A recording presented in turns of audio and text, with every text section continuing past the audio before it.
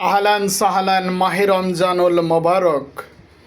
আজকে বাসায় অসাধারণ মজা করে ইফতারের জন্য নুডলস রান্না করেছে। সবজি নুডলস, এগ নুডলস, কত মজাদার।